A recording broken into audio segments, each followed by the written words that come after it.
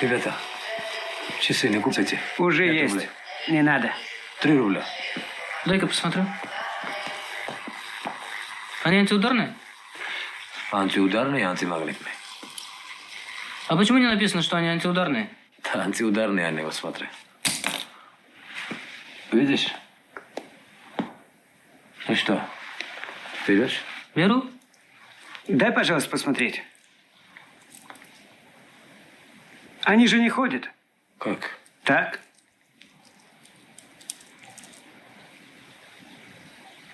Да. Сейчас уже не ходят.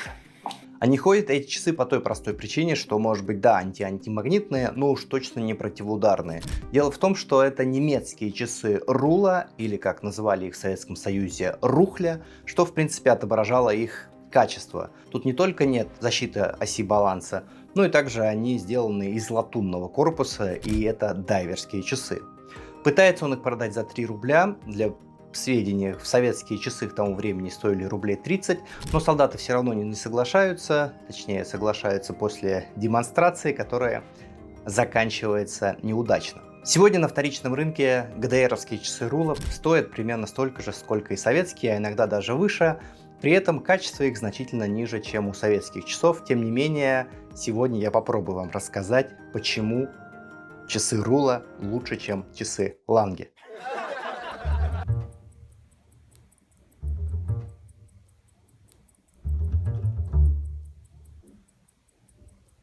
Вы на канале Камни Советов, и это второй выпуск про часы из Гласхюте. И вы скажете, да при чем здесь вообще Рула? При чем здесь Рула, при чем здесь Гласхюте? Это вообще даже разные земли.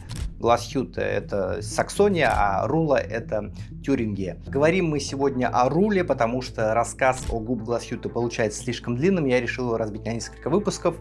Так вот, в 1967 году часовые предприятия Гласхюте входят в состав Рула Веб. Веб — это Volkswagen Betrieb, государственное предприятие Рула. И надо сказать, что 60-е годы — это вообще золотое время для часов из Гласхюте. Часы из Гласхюте.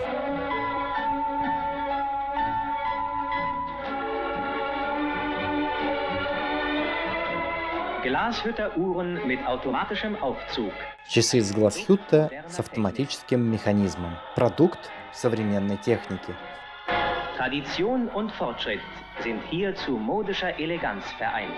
Традиция и прогресс соединяются, чтобы создать элегантность и моду. Подарок для каждого.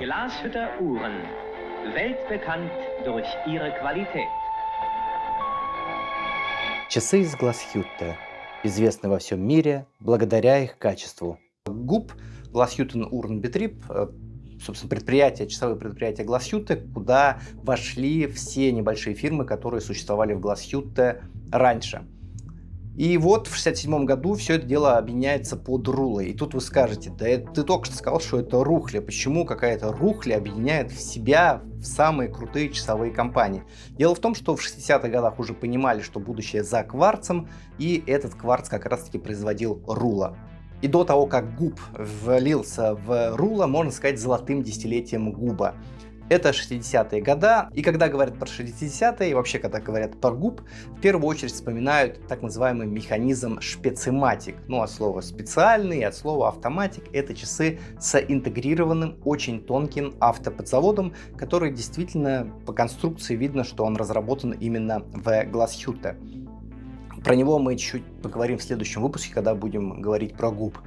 Так вот, шпециматик, 64 год, действительно крутой механизм, необычный. Вот любой репортаж про Гласхюте посмотрите, все будут говорить шпециматик, шпециматик. Время можно измерить. Современные и автоматические часы специматик. В бизнесе и путешествия быть точными с часами шпециматик, когда секунды имеют значение. Стильные и очень плоские, с календарем или без него, подтверждение, золотая медаль на выставке 1965 года. Специматик – новые часы, которые заводятся сами, в контакте со временем, в контакте с вами. Надпись на табличке «Экстра плоский». Кроме шпицематика, более обширная, более массовая группа — это калибр 70 и его семейство. Это так называемое семейство базовых механизмов, когда у вас есть один крутой механизм, и вы на его основе делаете все остальное. Более дешевый, более разработанный, более надежный. На базе этого механизма даже делали хронометры, накидывали туда автоподзавод. Ну, что-то по аналогии с нашим 24-м калибром и с Родина с автоподзаводом. 17 камней, 28 мм, достаточно большой, то есть запас хода можно обеспечить, точность можно обеспечить. Такая рабочая лошадка, которая производилась массово. И именно в 60-е годы закладываются вот эти, ну, если не признаки, а вот такие отличительные дизайнерские особенности часов из Glashütte, на которые мы сейчас смотрим, такие думаем: о, да, вот это Glashütte, это шрифт, циферблат, минимализм, вот эти корпуса позолоченные, потому что до этого все корпуса на губ поставлялись сторонние. Если вы посмотрите на часы 50-х, 40-х годов, то они такие уже плохенькие, потому что не было нормального производства корпусов, хотя, казалось бы, там целое объединение предприятий. Кроме корпусов, в часах Glashütte появляется наконец-то своя защита оси баланса. До этого они использовали инкоблок, и появляются вот такой прямоугольные балочки, которые характерны для часов губ. И вот эти часы из 60-х Glashütte сегодня, если вы видите на вторичном рынке, то смело их можно покупать, потому что они выглядят красиво, и стоят достаточно доступно. Если говорить о шпицематике, то именно на нем выходили наиболее культовые модели, тот же самые дайверские часы, которые Glashütte Original сегодня переиздал. Это как раз таки костюмные часы, которые тоже Glashütte Original сегодня повторяет. Все это выходило на шпицематике. И шпицематик, в отличие от многих других калибров, когда уже рула захватила, так скажем, власть, выпускался на протяжении 16 лет, вплоть до 80-х годов, уже когда было понятно, что кварц захватит весь мир. Эпоха 60-х заканчивается, и многие говорят, что дальше будет только хуже, потому что рула пришла со своими дешевыми, недорогими часами. Ну, как вы помните, я обещал рассказать, почему часы рула лучше, чем Lange und Söhne. Ну, во-первых, конечно же, это кликбейт, а во-вторых, все-таки я покажу несколько фактов, почему с инженерной точки зрения, на мой взгляд, часы рула интереснее большинства часов высшего класса. Да, может быть, высший класс — это очень большие затраты ручного труда, очень большая обработка, но с конструктивной точки зрения все эти часы, как правило, очень-очень скучные, в отличие от часов рула, которые, несмотря на их простоту, сделаны очень необычно.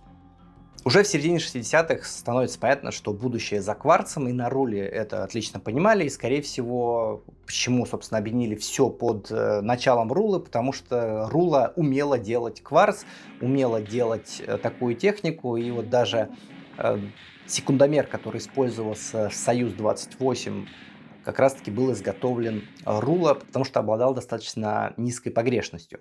И если посмотреть на запястье космонавта Зигмунда Йена, который летал в этой миссии, то на его запястье, так как он из ГДР, логично, если там были бы часы немецкие, это были часы как раз-таки рула. Правда, на самом скафандре, судя по очертаниям, как и у советского космонавта, все-таки полет 31-33, хронограф, с которым летали наши космонавты в космос. А в конце 80-х на Минском часовом заводе «Интеграл» появляется секундомер ИТ-01, и характерная его особенность — то, что погрешность или суточный ход значительно лучше, чем у других секундомеров, которые выпускались на минском предприятии. Дело в том, что этот секундомер разрабатывался совместно с часовыми предприятиями рула. И есть такой же секундомер рула, ну, со своим обозначением. Калибр 80 вроде. Да и похоже, что пластины для минских мелодий, где там вот играли мелодии, тоже разрабатывались именно на руле. Или вот немножко в сторону, фары для москвича 412, 408, первые квадратные фары, которые используются на советских автомобилях, они тоже были импортные. Если вы сегодня даже на Авито зайдете, посмотрите, там написана маленькая строчка «Сделано в Германии», и как раз-таки это производилось на предприятиях рула. Понятно, что не часовых, но это говорит о том, что в этой области, на этой земле умели делать электрические вещи. Но нас, конечно, здесь интересуют наручные часы, и главный калибр рулы кварцевый, это калибр 28. Выглядит он, конечно, неказисто, но самый худший кварц, вы знаете, есть такая пословица, самый тупой карандаш лучше самой острой памяти. Вот то же самое, самый худший кварц лучше любых механических часов, неважно сколько они стоят. Дело в том, что частота колебаний в часах это 2,4 Гц, а в кварце это 32 тысячи Гц. Соответственно, можно понять, что погрешность каждого тика будет значительно меньше в кварцевых часах. Поэтому пусть Рула 28 выглядит просто как будильник, который там соединили две пластины, напихали каких-то там элементов электронных, запихнули кварцевый резонатор и вперед. Тем не менее, часы точно в эксплуатации по точности будут лучше любой механики.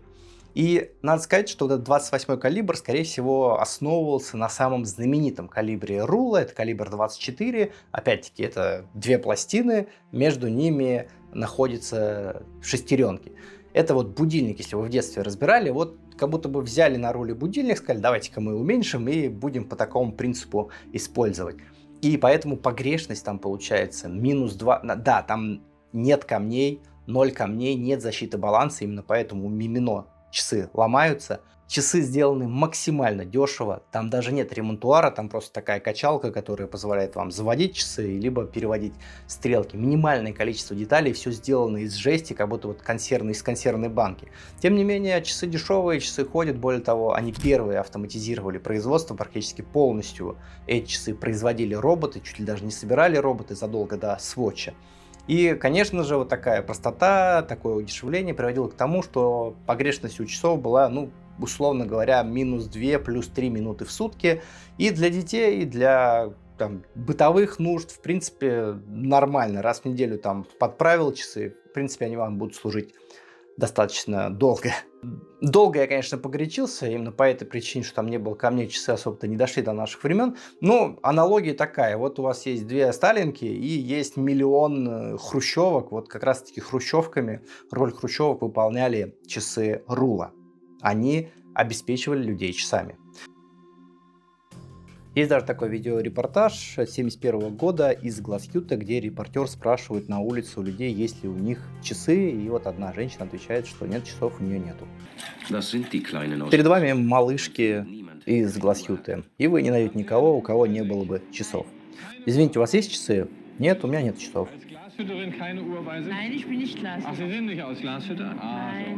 И вот как раз-таки Рула в 60-е годы, она закрывала эту потребность в недорогих часах. И мы к вопросу о недорогих времени вернемся чуть-чуть попозже. Рул 24, на его основе делают секундомер, добавляют там буквально центральную секунду искусственную и добавляют две кнопочки. И делают такой псевдохронограф, который выполняет свои функции. То есть там, даже пластиковые детали, нажимаешь на кнопочку, останавливаешь эту центральную секунду. При этом, что важно, почему, собственно, я так люблю Рулу, сам механизм продолжает работать. То есть, если вы возьмете часы спортивные, которые построены на основе Победы, и там есть ориентир, он останавливает баланс. И поэтому у вас время сбивается каждый раз, когда вы хотите использовать часы как секундомер. Здесь же вы, когда нажимаете на кнопочку, у вас часы продолжают ход, а останавливается только центральная секундная. И вот таким дешевым, простым способом, максимально дешевым, вы получаете работающий секундомер, правда, только на 1 минуту. И именно вот такие часы, судя по русалке на заднем фоне, были у Мимино. То есть Рула с русалкой, были вот как раз-таки хронографы, были часы дайверские, но хронографов было больше, поэтому, скорее всего, именно вот эту версию 24-го калибра с усложнением типа хронограф Мимино бросает на пол, и там нету защиты оси баланса. Ее нет по той простой причине, что осевой зазор, еще одно классное решение, оно регулируется при помощи винта. То есть у вас есть баланс вот такой вот, и вы винтик закручиваете, и у вас в осевом направлении подтягивается оська, точнее не оська, а подпятник подтягивается к оське, и вы регулируете очень дешевым способом осевой зазор. Тоже очень круто, да, недолговечно, да, будет ломаться, когда падает на пол, но зато это все может собрать робот, это можно легко отрегулировать, и не нужна какая-то высокая точность изготовления деталей, поэтому можно наладить массовый выпуск. Это и самый главный плюс часов Рула – это доступность. И тут некоторые скажут: слушай, да что ты гонишь, я в часах немножко разбираюсь, я знаю, что еще до Рулы в Америке были долларовые часы Ingersoll. И там есть даже такая очень интересная модель с Микки Маусом задолго до Джеральда Дженты, где роль стрелок выполняют руки Микки Мауса. Вот эти часы стоили $1, и нормально люди все обеспечивали, а ты тут мне про рулу рассказываешь. Действительно, были такие часы наручные, а до этого были карманные. И как вы думаете, кто поставлял механизмы для этих карманных часов? Это не была Рула, это была фирма Тиль, братья Тиль. И, вероятно, часы Тиль – это вторые по стоимости немецкие часы на рынке, которые можно купить и сегодня. Самые дешманские часы немецкие – это часы фирмы Тиль. И знаете почему? Именно братья Тиль, именно фабрика братьев Тиль послужила основой для Рулы после 1945 года.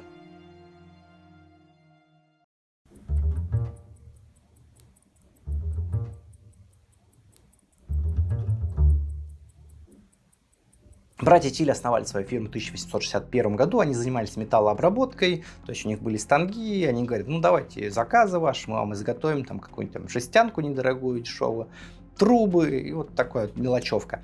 И в том числе и к ним начали поступать заказы на корпуса для карманных часов. Они делали эти корпуса, защитные корпуса, куда можно спрятать часы. И в какой-то момент они подумали, а что бы нам часы, собственно, самим не сделать? Да, они делали до этого еще музыкальные шкатулки. Собственно, как и история многих швейцарских компаний, у них есть такой период, когда они делали детские музыкальные шкатулки, ну, потому что у тебя там шестеренки, все элементы, по сути, все те же самые, тебе надо баланс добавить и готово. Так вот, братья Тиль тоже подумали такие, а давай-ка мы тоже сделаем какие-нибудь часы, и сделали детские часы по приколу. Понятно, что они там ходили 10 часов, потому что не было точности, то есть просто два куска жести слепили, вот как часы Рула выглядели 70 лет спустя. Вот то же самое они сделали, поэтому часы были неточные, ходили мало, но самая главная фишка, они добавили туда некий элемент игры, некий аттракцион. За 100 лет до Константина Чайкина они сделали часы игрушкой. Эти часы назывались «Бесстрашный Тиль». Не знаю, почему бесстрашный. В общем, глазки этого Тиля бегали, когда работала минутная стрелка, и постоянно все менялось. Стоило 3 копейки, а так как немцы народ бережливый, то это, конечно, все дело взлетело. Кстати, вот по поводу бережливости, это, наверное, даже больше у них мем такой, чем вот этот мем про то, что у них там орднут, порядок и так далее. Вот очень классный видеоролик, где женщина проезжает мимо какой-то там церкви освященной и говорит типа слово «счета за электричество». Ну вот. Все, что били их, все, что недорогое, доступное, это всегда пользовалось спросом. И вот эти часы начинают пользоваться спросом и за рубежом, их продает Ингрисол. Ингрисол обладает уникальными правами на Микки Мауса, и поэтому появляется вот Микки Маус. По крайней мере, карманные часы с Микки Маусом, которые выпускала Ингрисол, как раз-таки внутри стояли механизмы братьев Тиль. А после бесстрашного Тиля появляются очень интересные часы с солдатом, ну то есть все дело близится к войне. Они на анкер вешают сапог, и поэтому этот сапог начинает вот так вот двигаться, как будто он врагов ударяет. Когда начинается война, братья Тиль уже, естественно, производят не такую уж веселую продукцию. Они делают взрыватели, и как раз-таки для изделия, которое будет жить, несет смерть, и которое, скорее всего, с этой смертью тоже погибнет, дешевые, недорогие механизмы, которые были у Тилев, были, собственно, идеальным выбором. Они производили взрыватели, то же самое было и во время Второй мировой войны. Там понятно, что взрыватели были уже более совершенные. Согласно вот источникам, американцы и союзники входят в Рулу быстрее советской власти, и все, что касается взрывателей, увозят до Советского Союза. С 1945 по 1951 год Рула входит в состав компании, которая очень привычна нашему слуху, называется «Автовело». И все, что связано с производством автомобилей, мотоциклов, мопедов, вот туда это часовое предприятие отдают.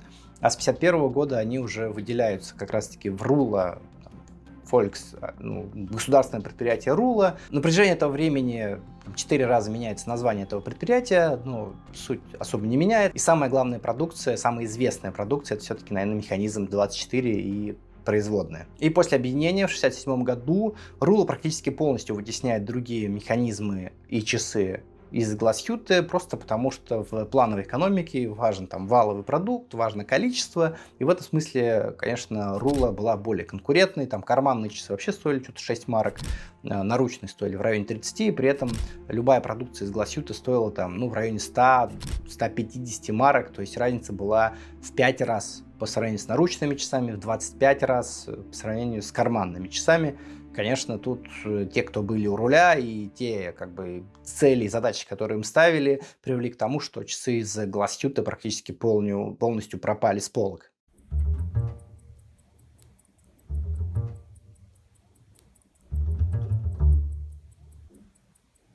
Спасибо всем, кто поддерживает меня на Бусти. Вы, как раз таки, благодаря вам такие ролики и выходят на свет. Подписывайтесь в телегу, там контент которого нету ни в Ютубе, ни в ВК, и в других соцсетях. А мы продолжаем.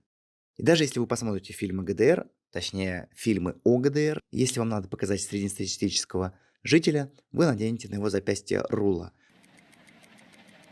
А если же это человек побогаче или творческая интеллигенция, то он будет носить что-то из продукции ГУП, Glashütte, тот же самый спецематик. И в конце этого ролика может сложиться впечатление, что вот пришел Советский Союз, разломал всю часовую промышленность Glashütte, и теперь вот с ним по крупицам в 90-х годах пришлось все это дело восстанавливать. Однако правда в том, что все это произошло не в 1945 году, и даже не во времена Великой депрессии, Великой инфляции в 20-х годах. Все произошло гораздо раньше, и началось это с очень талантливого регулировщика, настройщика очень точных часов, который когда-то работал у Lange & Söhne. И вот именно с этой компании талантливого регулировщика и началась история, почему часы из Glashütte перестали выглядеть так, как выглядели раньше. И про эту компанию и все те перетрубации, которые происходили в 20-х годах в Glashütte, мы узнаем с вами в следующей серии.